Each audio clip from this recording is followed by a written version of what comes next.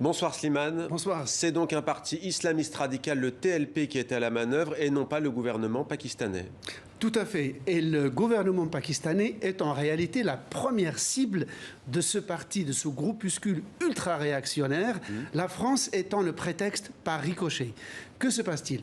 Ce parti a été créé en 2015. Il n'a qu'une idée fixe à la place de tout programme, c'est la lutte contre le blasphème de l'image ou de la réputation du prophète de l'islam.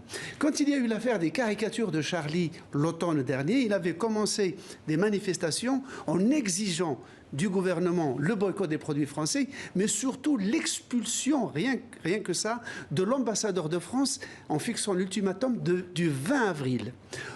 Voilà pourquoi ces manifestations ont redémarré, mais ce parti a peut-être dépassé la ligne rouge, puisqu'hier, il a fait, dans les manifestations, 2 policiers ont été tués, et donc le parti est officiellement, en principe, interdit depuis hier.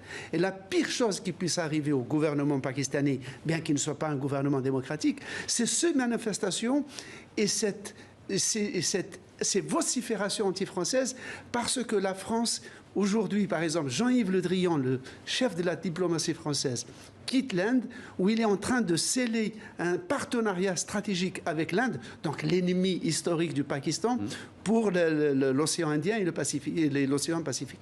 Donc ce parti rend le plus mauvais service au Pakistan, y compris d'un point de vue strictement stratégique et pragmatique. Merci Slimane pour ce décryptage.